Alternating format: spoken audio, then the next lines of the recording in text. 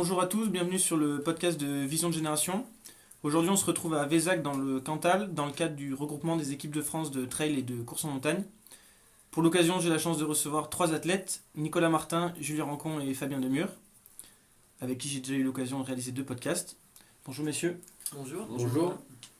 Est-ce que vous pouvez vous présenter en quelques mots, Nico? Bonjour, Nicolas Martin, 32 ans, je fais partie du Team Oka et je suis membre de l'équipe de France de trail et une fois de course en montagne depuis 2013. Bonjour, Julien Rancon, moi j'ai 38 ans. Je suis un peu l'ancien du groupe.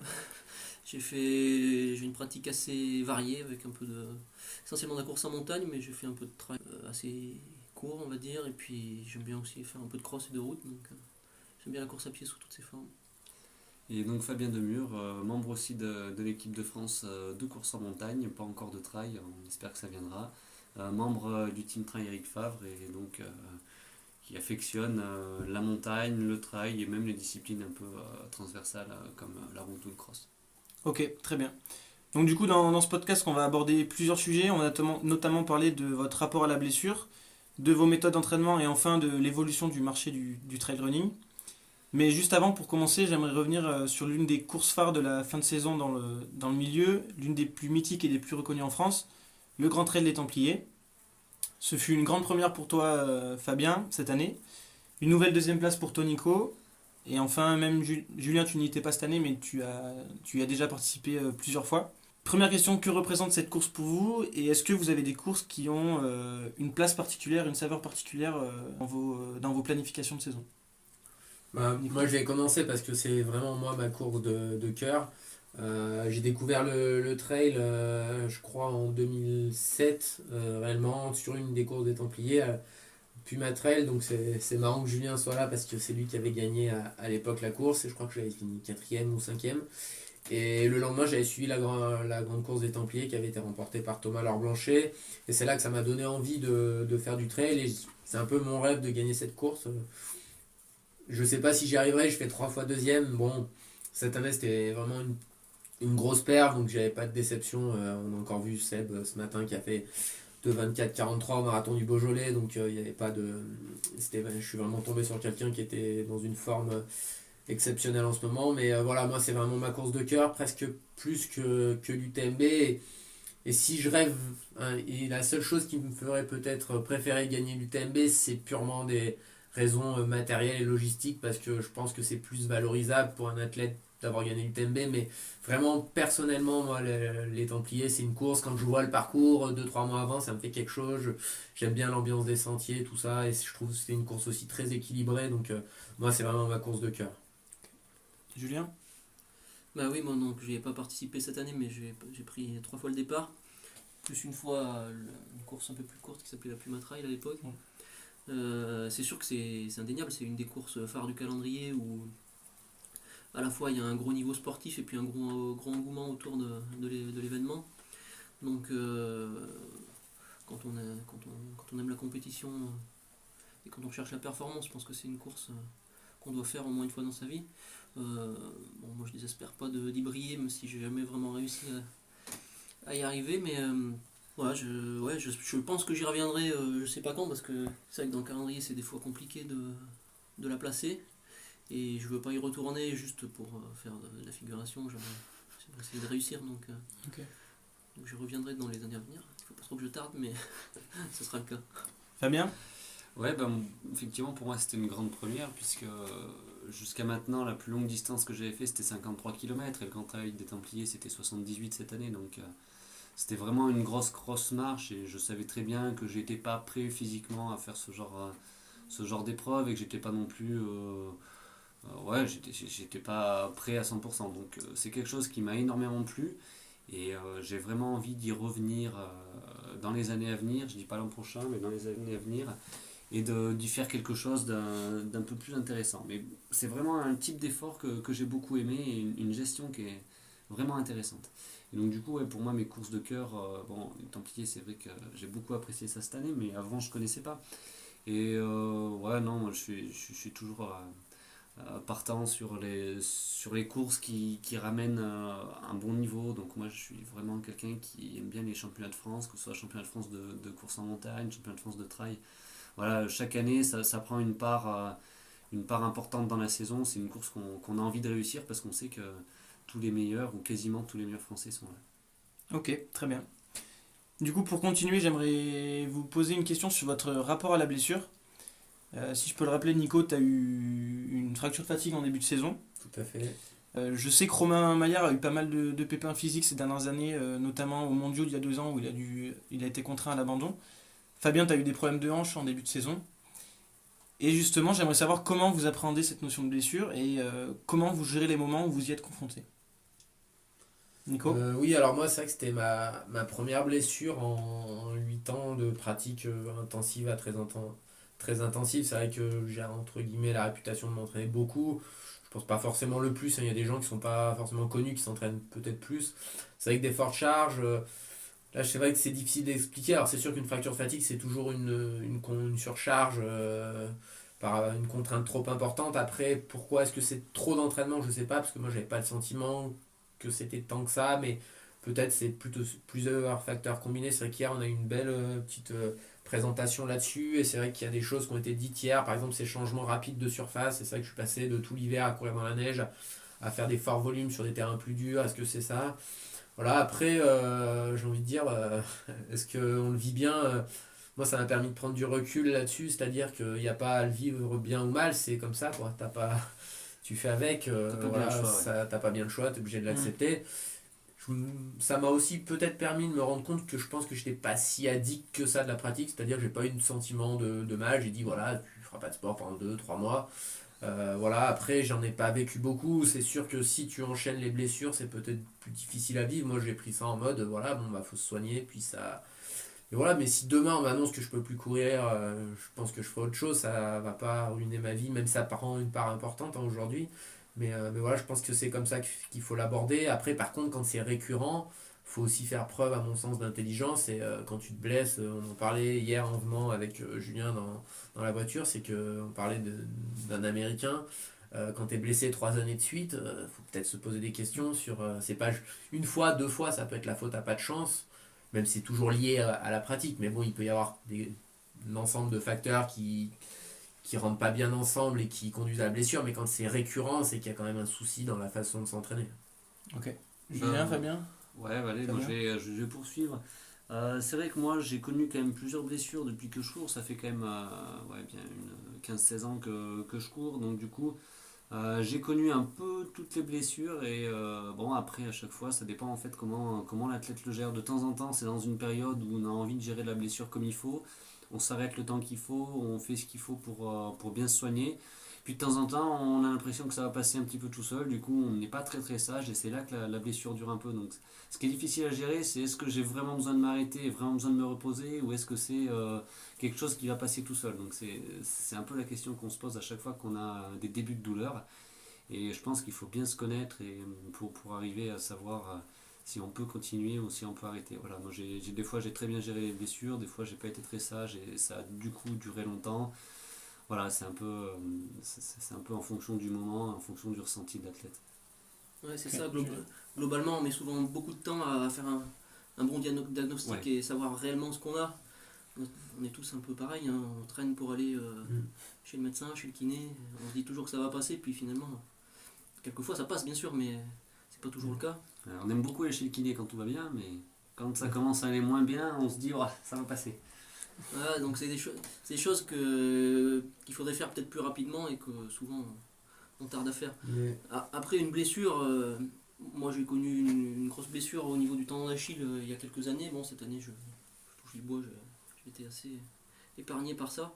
Comme le dit Nico, je pense que voilà, une blessure c'est comme ça. Il faut, une fois qu'on a posé le diagnostic, qu'on sait ce qu'on a, et il faut mettre tout ce qu'on peut en place pour essayer de se soigner. Et souvent les gens ont du mal à se reposer complètement. On dit toujours tiens j'ai une blessure qui m'épargne, peut-être je vais pouvoir faire du vélo ou de la natation à côté, avec une sollicitation moindre mais qui est parfois quand même qui est pas nul. Pas nul. Et finalement on entretient un peu tout ça et Alors que, et on va mettre beaucoup plus de temps à la guérison, alors que si on faisait un repos complet, peut-être qu'en 3 semaines c'est plié et on peut traîner ça 3 mois si on fait pas vraiment ce qu'il faut. Donc voilà, comme l'a dit Nico, il faut pas devenir addict. On peut se passer facilement de faire du sport. On peut pas se passer de respirer, de manger. Ça peut servir la vie, je pense, de l'athlète en général, la blessure, parce que si tu te rends compte qu'à ce moment-là, tu peux pas te reposer et que tu vas chercher tout le temps à compenser en faisant d'autres choses, c'est là qu'il faut commencer à se poser des questions, parce que là, c'est de la pratique vraiment addictive. Après, forcément, quand on a la recherche de performance, on s'entraîne parce que c'est indispensable à la recherche de la performance. Mais quand il y a une blessure, voilà, c'est le repos. On en a déjà suffisamment parlé avec Julien. Julien, il entraîne, il y a des athlètes, ils traînent des blessures pendant 6 mois parce qu'ils n'ont pas voulu s'arrêter 1 mois et demi. Et moi, le retour un tout petit peu, alors j'ai pas eu beaucoup de blessures, mais c'est quand je vois le niveau que j'ai eu sur cette fin de saison, je me dis, le vrai repos, ton niveau il part pas. Alors après, oui, il faut accepter d'avoir 2-3 mois pour revenir à son top niveau, mais tu reviens, et tu reviens même, je pense, souvent plus fort parce que, et en particulier chez les athlètes qui s'entraînent beaucoup, je pense que parfois il n'y a jamais assez de repos, il n'y a jamais d'assimilation complète de l'entraînement. Je pense que cette vraie phase on l'a vu avec Kylian, Kylian il est revenu après ses opérations des épaules. Je crois que la première Coupe du Monde de ski alpinisme, alors il fait 5 ou 6, mais parce qu'il se fait passer en descente, mais en haut de la dernière bosse, il est en tête. On voit bien qu'en rien de temps, il gagne le marathon du Mont Blanc. Voilà, il y a un moment donné, quand on a atteint un certain niveau, il faut retravailler pour atteindre le top niveau, mais on repart pas de zéro. Et je pense que ça, il y a beaucoup de gens qui sont dans cette schéma-là, c'est-à-dire, si je m'arrête trop longtemps, je vais redevenir comme j'étais il y a 7 ou 8 ans. Non, c'est pas vrai. Il faut un certain temps pour que le corps se réadapte, mais il y a de la mémoire musculaire et ça revient assez vite. Et ça, je pense qu'il faut aussi accepter la blessure et en se disant, une fois que si je me soigne bien, je retrouverai rapidement mon niveau, alors que si je traîne, des fois, là, ça peut être plus problématique, quoi. Ok. Ensuite, une nouvelle question que je voulais vous poser concernant plus vos méthodes d'entraînement. Tu le disais, Nico, tu as une méthode d'entraînement plutôt basée sur un gros volume horaire. Fabien, justement, à l'inverse, tu es plutôt quelqu'un qui s'entraîne relativement peu en termes de volume horaire, qui fait beaucoup de qualité. Et justement, quelles sont les spécificités propres à vos plannings et à vos séances d'entraînement? Et je peux aussi préciser que Nico, tu te fais suivre par Patrick Branger. C'est ça. Et que toi, Fabien, tu te fais tes séances toi-même. Julien? Je me suis très longtemps entraîné tout Ouais. seul. Et actuellement? Et, j'ai Antonio Gallego qui... Ok, qui donc actuellement tu es suivi, d'accord. Donc voilà, quelles sont un peu les spécificités propres à vos séances d'entraînement, à vos entraînements? Je vais Fabien? commencer. Ouais, moi je pense que si je m'entraîne tout seul aujourd'hui, c'est parce que pendant des années j'ai pratiqué l'athlétisme avec des coachs qui m'ont appris énormément de choses. Donc du coup, je pense que s'entraîner tout seul, ça peut être bien quand on se connaît bien, mais quand on débute ou même quand on a 4, 5, 6 ans de course à pied derrière, je pense qu'on ne se connaît pas encore assez pour pouvoir s'entraîner seul. Donc c'est vraiment grâce à tout ce que j'ai appris étant plus jeune que j'arrive à m'entraîner tout seul. Et aussi que je suis quelqu'un qui n'est pas forcément très rigoureux de l'entraînement. Et donc du coup, bon voilà, je pense qu'avec moi ça fonctionne pas mal. Mais je pense pas que ça marche avec tout le monde. Je pense que la rigueur à l'entraînement, c'est quand même quelque chose d'important.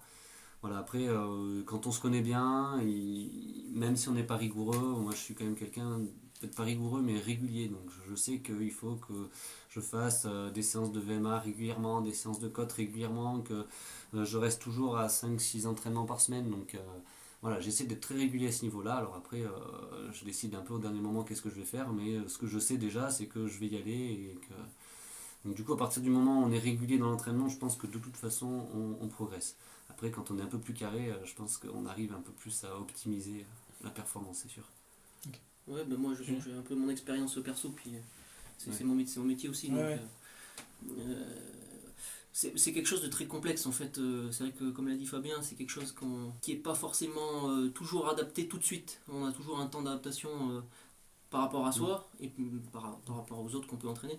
Et finalement, il faut essayer de trouver un compromis entre la vie de l'athlète, ses caractéristiques, et puis ses objectifs et ce qu'on veut lui faire travailler. On peut prendre par exemple Nico et Seb Speller que j'ai la chance d'entraîner, qui ont un niveau relativement proche. On l'avait encore vu au Templier ces dernières semaines, et finalement qui ont une méthode totalement différente. Des méthodes d'entraînement complètement différentes. Okay. Si on applique la méthode de Nico à Seb, au bout de 15 jours il n'y a plus de Seb. Et si on applique la méthode de Seb à Nico, eh ben, J'ai pas ce niveau, quoi. je pense qu'il aura un peu moins de niveau. Okay. Donc c'est toujours difficile de donner des grandes règles. Ça va dépendre de la période de l'année. Moi je pars du principe où la variété c'est quand même quelque chose d'assez important à mon sens. Perturber son organisme. Si on fait des courses de 40 km, d'un format de 40 km toute l'année, avec du travail spécifique toute l'année, voilà, au bout d'un moment on va stagner, saturer. Donc je pense que pour moi j'aime bien me mettre des compétitions qui vont aller avec ce que je vais faire à l'entraînement. C'est-à-dire que l'hiver je vais faire du cross, donc je vais préparer plutôt de la puissance aérobie, du seuil sur des intensités hautes. Finalement le cross ça correspond bien à ce que je fais à l'entraînement, donc ça me permet d'avoir des objectifs. Après je vais placer peut-être un peu plus de dénivelé, donc je vais faire une course en montagne, et puis à la fin de la saison ça va être autre chose, mais je pense que la variété c'est vraiment la clé si on veut durer. Et puis l'entraînement c'est pas qu'une question de volume horaire ou de nombre de kilomètres ou de dénivelé qu'on a parcouru. C'est ce que j'appelle la charge de travail, c'est le rapport entre la quantité et la qualité.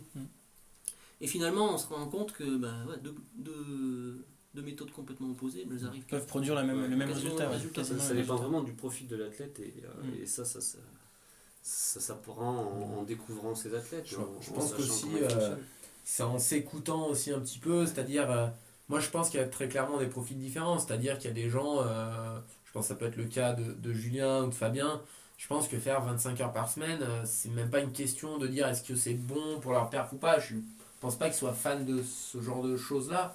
Et puis à l'inverse, il y a des gens qui ont un niveau moyen et ils adorent faire 30 heures d'entraînement et peut-être que c'est contre-productif, mais ils aiment ça, c'est ce qui les épanouit. Il y a toujours aussi ce côté-là, c'est que l'entraînement, il y a la chose idéale qu'on pourrait faire en se connaissant, l'entraîneur te connaît, puis il y a aussi ce que tu aimes faire. Et moi j'ai longtemps suivi tout ce qu'on me mettait à l'entraînement et maintenant j'arrive à avoir ce recul, c'est-à-dire que j'aime avoir un entraîneur, alors je pense que je pourrais le faire aujourd'hui, mais pour avoir ce côté à la fois des fois s'imposer des choses vraiment difficiles, parce que j'ai déjà fait des choses où je pense que tout seul c'est difficile de se les imposer, mais aussi de savoir à des moments relâcher et d'accepter de faire plus léger, mais de s'écouter et des fois de dire là aujourd'hui il y avait 1h30 de prévu, mais il fait super beau et puis j'ai des bonnes sensations, et je pousse à 2h, 2h30, et puis le lendemain il y avait un footing de 45 minutes, j'ai envie de faire 25 minutes, je fais 25 minutes. C'est garder cette trame pour quand même avoir des effets sur la performance, mais aussi être capable d'avoir l'entraînement de manière épanouissante, c'est-à-dire que c'est pas si on vit l'entraînement que par ça va me permettre d'être performant, je pense que ça dure pas très longtemps, quoi. Parce que l'entraînement faut aimer ça, et tu vois rapidement est-ce que tu aimes faire 5-6 heures d'endo-course en montagne ou pas. Il y a des gens ils aiment pas ça, ils vont te dire au bout de 3 heures, 3h30. Et moi, ces gens-là, quand tu as ce recul-là, je pense que si c'est ça, si tu aimes faire 3 heures, 3h30 de rando-course, à mon avis, tu seras jamais très performant sur un UTMB parce que l'effort va pas te plaire. Et je pense qu'il faut aussi écouter ça, ce qu'on aime faire à l'entraînement. Est-ce que j'aime faire 7-8 heures de vélo ? Et on le voit très bien avec des Benoît Girondel qui font des 8-9 heures de vélo, qui aiment bien ça quand tu discutes avec eux. Xavier Thévenard, c'est pareil, quand il arrive à la CCC, les gens disent il arrive de nulle part. Moi, j'ai déjà discuté avec Xavier, il me disait, moi avec mon frère, quand on a 14-15 ans, on partait le matin, on allait courir dans la forêt, puis on rentrait le soir. En fait, la première fois qu'il a pris le départ de la CCC, des ultras, il en avait déjà fait plein dans sa vie. Je pense qu'il y a vraiment qu'est-ce que j'aime faire à l'entraînement qui est aussi déterminant des formats où tu risques d'être le plus performant en fonction de ce que tu aimes faire, tout simplement. Parce que l'entraînement, alors oui, il y a des séances dures. Dire j'aime faire de la VMA, je pense que la sensation quand tu es à PMA ou à VMA, il n'y a pas grand monde qui va te dire oui, c'est agréable. Mais il y a des gens qui vont dire oui, bon, c'est dur, mais j'aime bien faire ce genre de séance. Puis il y a des gens, c'est le ban d'aller faire ce genre de séance. Donc si tu n'aimes pas faire ce genre de séance, la course en montagne, ça va être compliqué, quoi. Donc il faut vraiment s'écouter, et je pense que ça, c'est une chose qui est importante, et pas trop écouter la mode aussi, quoi. C'est pas parce que tout le monde veut faire l'ultra que si toi t'aimes bien faire de la course en montagne, c'est bien aussi, quoi. Il n'y a pas une discipline qui est mieux que l'autre, quoi. Il y a ce que t'aimes faire, surtout. Mais c'est là que c'est intéressant de confronter les deux visions et de voir qu'il y a des profils bien différents d'athlètes. Et les coureurs en montagne, c'est un podcast qu'on a réalisé aussi il y a un petit moment où on parlait des spécificités et du profil type, de voir s'il existait un profil type de coureur à la course en montagne. Et moi, mon questionnement, c'est de savoir si des coureurs comme Fabien, comme Julien, etc., qui sont déjà essayés sur des formats un peu plus longs, mais qui ont connu une réussite moindre que sur des formats courts. Et la question, c'est de savoir si justement ils doivent changer leur méthode d'entraînement ou si le problème réside ailleurs. Ou si vraiment c'est sur le profil et que c'est des coureurs, on peut en déduire qu'ils ne sont pas faits pour du long. Alors, Qu'est-ce moi, que je vais, tu veux- ouais. Moi, je vais schématiser, mais si tu veux, la course en montagne, c'est, bon, je sais pas, mais c'est 98% de physio, quoi. Et enfin, de musculaire aussi, mais de préparation, on va dire. Le côté, il y a un peu la gestion d'allure quand même, mais ça peut s'acquérir assez vite. Mais tout le côté alimentation, tout ce genre de choses vont pas être un déterminant de la performance. Les Templiers, tu peux amener le meilleur coureur du monde. Si c'est pas mangé, par exemple, il verra pas la ligne d'arrivée, c'est pas possible. Donc, alors, il y a des gens qui peuvent avoir un feeling de fou et qui vont y arriver la première fois, mais globalement, il y a quand même beaucoup de gens qui là-dessus vont avoir du mal. Donc, il y a déjà ce paramètre-là qui fait qu'au-delà du niveau physique, pour faire une très grande performance sur des distances plus longues, souvent il faut un peu plus d'expérience. Donc, je pense qu'il y a ça. Après, changer. Moi, je pense que ma méthode d'entraînement qui est basée sur un fort volume, elle m'a à la fois permis d'acquérir beaucoup d'endurance et de faire grimper aussi mes qualités physio. Donc, j'arrive à m'exprimer. J'ai fait une sélection de course en montagne en 2016. Mais après, je pense que j'ai aussi une polyvalence qui n'est pas forcément celle que tout le monde peut avoir parce que j'ai fait justement ces forts volumes. Mais après, c'est toujours pareil. Il y a aussi, je pense que beaucoup de gens qui feraient mon volume à moi, il y a quand même beaucoup de gens qui a peut-être vers la blessure aussi. Alors ça, c'est purement mon avis. J'ai aussi le sentiment des fois qu'on parle beaucoup de talent, mais j'ai le sentiment que des fois les gens un peu plus talentueux ont tendance des fois à être un peu plus fragiles. Alors, est-ce que c'est vrai ou pas? Je sais pas. Est-ce que c'est simplement le fait que comme ils ont été talentueux tout de suite, mais ils ont moins développé cette nécessité de faire des forts volumes pour... parce que moi, je pense que si j'avais fait 8-10 heures d'entraînement toute ma vie, j'en serais sûrement pas là. Parce que j'avais peut-être besoin de combler plus de lacunes que d'autres qui sont arrivés. On prend le cas de Sébastien Speller, par exemple. Sébastien est débarqué dans le trail en 2013, et la première saison, il est champion de France. Moi, la première vraie saison en 2010, au Templier, alors je l'avais pas fini, mais j'étais 25e, quoi. Donc il y a quand même un écart de niveau de base que j'avais peut-être pas, qu'il a fallu combler, parce que Seb a fait de l'athlète plus jeune aussi, et qu'il avait sûrement développé d'autres qualités avant.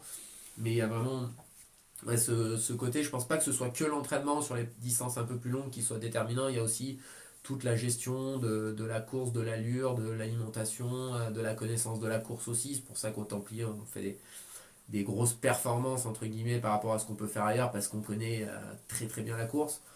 Seb, je crois que c'était sa 4 ou 5e participation, moi c'était ma 8e, donc il y a quand même aussi ça qui joue sur le long, peut-être plus que sur les distances courtes. Ouais, Nico a assez bien expliqué la chose. Après, c'est aussi une question de tempérament. Je pense que voilà, nous avec Fabien, on est plutôt, peut-être lui un peu moins que moi, mais on est plutôt des punchers. Voilà, on aime que ça aille vite, on aime aller au charbon, quoi, comme on dirait dans le jargon. Et finalement, sur des formats longs, on s'y retrouve moins parce que c'est des courses d'attente.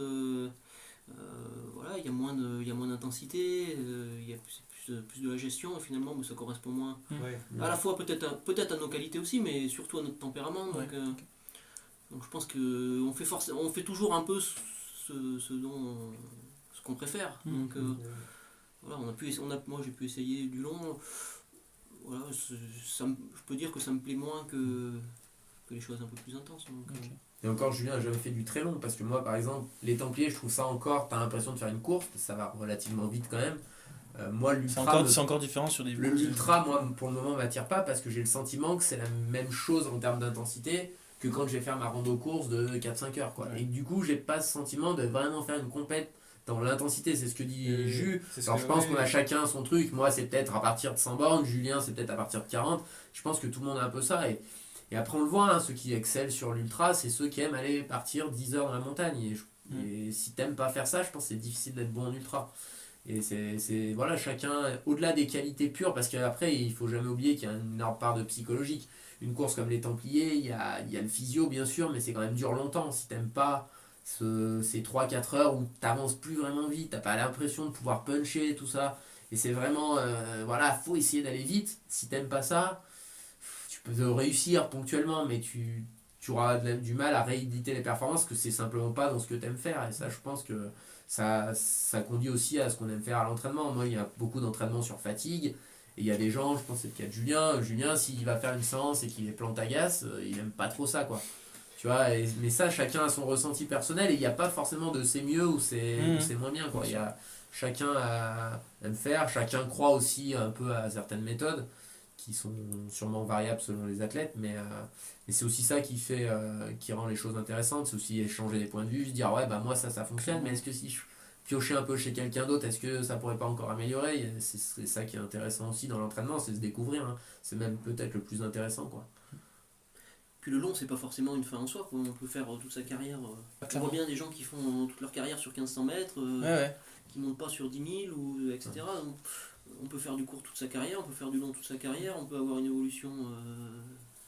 Mais voilà, l'idée c'était de montrer que cette vision un peu dans le trail d'y aller crescendo, on commence progressivement, etc. Et on augmente les distances petit à petit.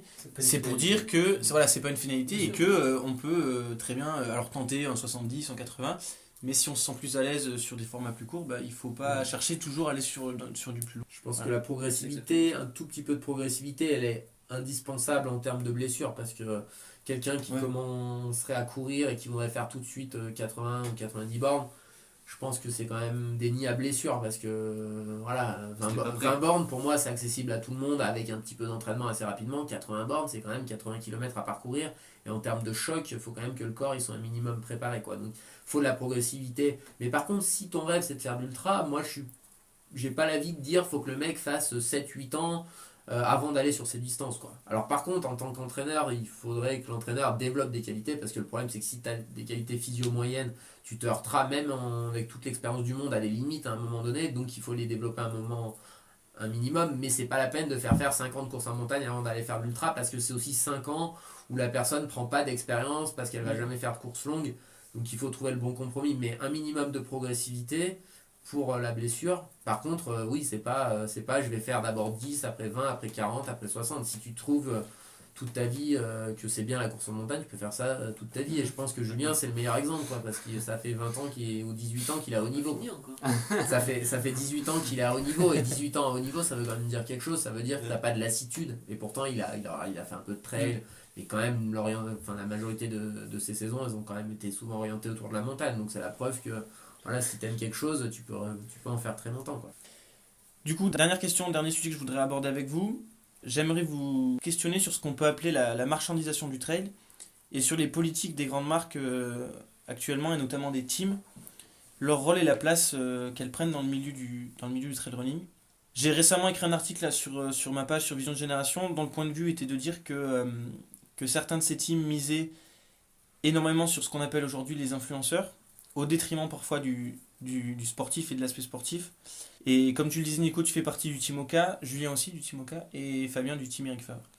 Voilà, ça pourrait faire l'objet d'un podcast tout seul, mais rapidement, alors je pense qu'il y a assez rapidement, il y a, je pense, les marques jouent quand même en partie leur rôle et peut-être qu'elles sont celles qui jouent le mieux leur rôle aujourd'hui dans le monde du trail running pour aider les élites. Alors c'est peut-être eux qui gagnent le plus d'argent, c'est vrai, mais je pense que voilà, il y a quand même de l'argent s'il y a quelques athlètes qui peuvent en vivre ou du moins s'aménager quelques périodes où ils peuvent prendre des congés sans solde. C'est un peu parce qu'il y a les marques, parce qu'aujourd'hui, si on prend les autres qui pourraient donner de l'argent, c'est-à-dire les courses, il n'y en a quand même aujourd'hui pas beaucoup.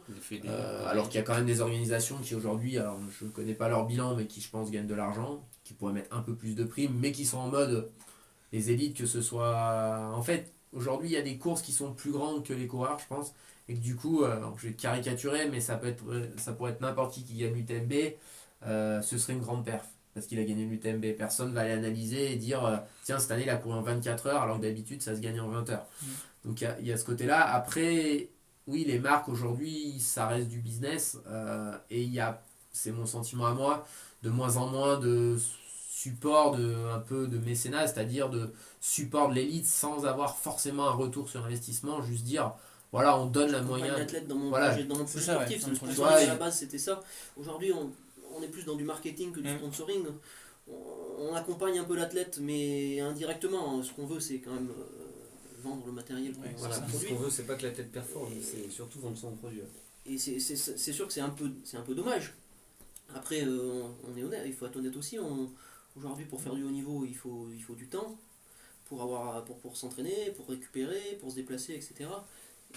Donc pour avoir du temps, il faut gagner de l'argent à côté en dehors de son travail. Donc il faut cet argent-là, il vient forcément des sponsors. Donc il y a un minimum de, Oui, je pense de jeu à jouer. Donc voilà, aujourd'hui on est dans un compromis entre il faut communiquer, il faut faire parler de la marque qui nous soutient, mais pour nous trois en tout cas, le plus important ça reste l'aspect sportif, et nous, ce qu'on veut c'est essayer de progresser, de s'entraîner, de performer tout simplement. Donc après ça dépend dans quelle optique on est. Il y en a, voilà, si c'est pour avoir un sponsor, honnêtement je pense que nous trois ça ne nous intéresse pas. Avoir un sponsor c'est nous accompagner dans notre projet sportif qui tend vers la performance. À notre niveau on sera jamais champion du monde de marathon ou de 10 000 mètres bien sûr, mais voilà, je pense qu'on essaye de gravir un peu les échelons d'année en année, et c'est ça qui nous anime. Et je pense que c'est pas le cas de tout le monde, du coup ça fausse un petit peu ça fausse un petit peu le marché entre guillemets. Oui, je pense que c'est vrai que alors moi, c'est mon avis perso, t'as des grosses influenceuses ou gros influenceurs dont c'est le métier, et à la limite, ceux-là, moi, me dérangent pas trop parce que voilà, c'est leur métier. Quand tu fais, si t'es un nom qui est un peu connu, Marine Leleu, je pense que c'est un vrai métier à temps plein, et elle gagne de l'argent, et moi, je suis pas du tout jaloux de ça. Et en plus, c'est quelqu'un, je trouve, qui fait quand même du sport pour de vrai, quoi. Qui fait quand même, après la perf, elle est pas derrière, pas là, mais tout le monde peut pas faire de la perf, mais bon, faire un enduroman, tu fais pas ça en t'entraînant 2 fois par semaine, quoi. Mais par contre, ce qui me dérange plus, c'est les gens qui ont un peu de visibilité, mais pas énorme, et qui, à mon avis, alors c'est mon avis, je ne sais pas ce qu'ils ont des marques, mais c'est pas énorme, et qui font des communications qui sont disproportionnées par rapport à ce que font les athlètes de haut niveau, parce que à un moment donné, un athlète de haut niveau, entre guillemets, son métier c'est de s'entraîner, quoi. Faire de la communication, s'il est bon, tant mieux, ça lui donnera que plus de valeur. Mais avant toute chose, il est, je sais pas, c'est un peu comme si dans une entreprise, on va dire l'athlète c'est l'ingénieur un petit peu, et qu'on disait à l'ingénieur, non seulement tu dois concevoir les produits, mais en plus c'est à toi de les vendre, quoi. Non, dans une entreprise, il y a des gens dont c'est le boulot de faire le commerce, et si tu as un super ingénieur qui sait communiquer, qui sait vendre, c'est un plus. Et je pense que oui, il devrait y avoir ce côté où la marque, plutôt, et c'est peut-être ce qui manque aujourd'hui, pousse la communication de son athlète. C'est-à-dire que l'athlète il fait des perfs, et derrière c'est à la marque d'activer ses performances, et c'est pas toujours le cas. Et c'est vrai que après c'est aussi des tempéraments, c'est-à-dire que moi me mettre en avant tous les jours sur les réseaux sociaux, et moi je le dis aujourd'hui, c'est pas moi qui m'occupe toujours de ma com, parce que il y a des périodes où je le ferai bien, puis il y a des périodes où j'ai pas envie. Pendant ma blessure, j'avais pas envie de mettre des posts, parce que voilà, je voulais couper un petit peu avec le monde, et j'ai pris quelqu'un qui le fait un petit peu. Parce que, mais d'un autre côté, tu perds aussi en authenticité, parce que c'est pas toi qui écris les choses. Donc il faut trouver le juste milieu. Mais je sais que voilà, moi, l'argent que j'ai d'un sponsor, c'est pour me permettre de m'entraîner, quoi, de vivre. Je sais que je ne gagnerai jamais beaucoup d'argent en faisant du trail. Après, la vie que ça peut te permettre d'avoir, l'épanouissement qui peut en résulter, ça n'a pas de prix. Mais c'est juste, voilà, donner le minimum. Si tu donnes 5 000 à un athlète, il est obligé de travailler. Il n'y a pas... Après, on peut négocier, on peut discuter, est-ce qu'il faut donner 20 000, 30 000, 40 000, 50 000, mais quand tu commences à donner quelque chose qui permet de vivre, bon là, après, je suis d'accord que le contrat qui va monter va être lié beaucoup à ta capacité à faire vendre. Là ça me paraît logique, mais tant que tu n'atteins pas les revenus qui te permettent d'en vivre, bah, l'athlète, lui, il subit un peu ça, et du coup, des fois, ça devient même un peu, ça peut être même contre-productif, parce que l'athlète, il est là en train de se dire, j'arrive pas à atteindre mon meilleur niveau, et c'est pas juste moi, mais c'est parce que les contraintes de ma vie, juste pour payer les factures, elles font que je suis obligé de faire des choses à côté. Donc c'est vrai que c'est ça que moi j'aimerais voir. Alors après, qu'est-ce que doit être l'élite dans le trail, 20 mecs, 30 mètres, 50 mecs en France, c'est dur à dire. Et on a du mal à le voir. Mais voilà, ce sont les vraies élites, même si aujourd'hui on a des systèmes de points ITRA ou de ranking sur un course en montagne, on a un ranking mondial par exemple. Mais aujourd'hui, c'est tellement flou que finalement, beaucoup de gens peuvent se faire passer pour des élites. Moi j'entends souvent des gens qui me disent je fais du sport de haut niveau. Je leur dis c'est quoi le critère d'un sport de haut niveau, quoi? Est-ce que c'est d'être sur une liste de haut niveau? Finalement il y en a très peu. Où on met la limite? Est-ce que gagner un trail lambda ça suffit pour dire qu'on est un athlète de haut niveau? Je pense pas, quoi. Donc on profite aussi de ce flou artistique, et les marques, y compris les marques. Les marques en profitent pour mettre en avant des gens qui finalement ne sont peut-être un peu en dessous de l'élite clairement, mais c'est ça je pense le principal problème qui s'extrait de ce business où tout est misé sur la communication, c'est que du coup de plus en plus ça ouvre des portes à de plus en plus de gens, on met l'aspect sportif un peu de côté et on tire tout le monde vers le bas en fait. Ça, Et du coup les marques en profitent et bah, peuvent... En fait vous êtes en concurrence aujourd'hui avec des personnes qui ne font que communiquer et qui s'entraînent faiblement, qui sont 2-3 fois par semaine, qui gagnent aucune course. Et c'est là le problème en fait. Je pense qu'il est là le Je problème. pense qu'en plus, ces gens-là, je pense pas qu'ils aient tous le melon, et je pense que la plupart savent très bien quel est leur niveau réel, et que je pense que du coup, ils se sentent pas redevables, mais c'est vrai que si tu as un niveau sportif très moyen et qu'on te donne pas mal d'affaires parce que tu es bon communicant, tu vas te sentir un peu redevable par rapport à la marque.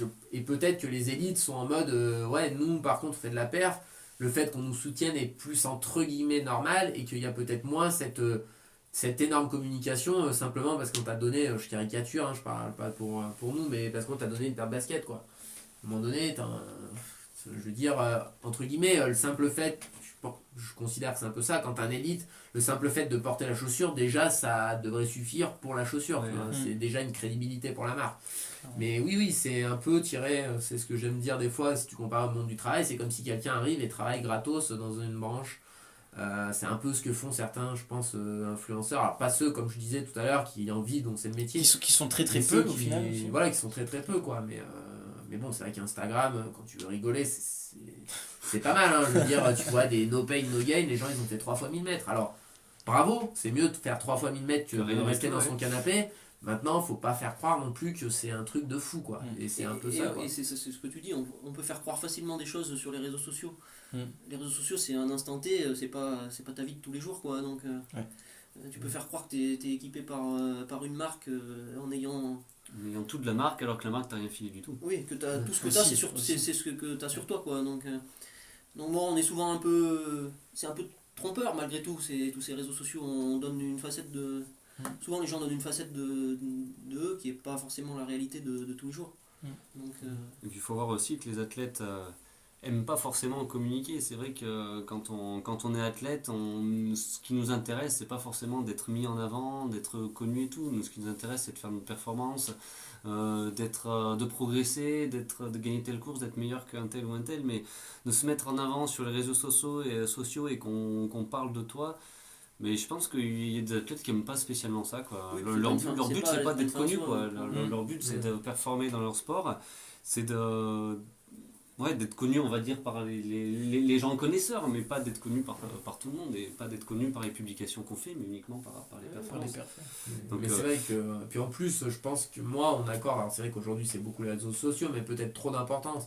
Ouais. C'est-à-dire que, oui, on va voir le nombre de likes que tu as sur ta page, par contre, tu vois, le côté, quand les gens te rencontrent et te disent, ah ouais, c'est sympa l'échange qu'il y a eu, et ben ça on ne quantifie pas parce que cette personne elle va peut-être répéter ça à 10 personnes qui vont répéter ça, et ça c'est pas forcément quelque chose qui est facile à évaluer pour une marque quoi. Enfin, moi j'ai fait des choses avec certains de mes amis dans un camping, on a fait un testing Goka, on a vendu pas mal de chaussures, tu vois quand même. Je trouve que est-ce que 4000 likes sur le post ça fait vendu autant de paires de chaussures, c'est pas sûr. Et pourtant ce jour-là il n'y avait pas 4000 personnes, il y en avait 50. Mais il y a aussi le rapport humain qui peut se créer avec les personnes que tu rencontres et qui vont faire que ouais, mais c'est aujourd'hui quand même assez difficile d'évaluer, et puis surtout qu'il y a je crois 10% ou quasiment de faux comptes quoi.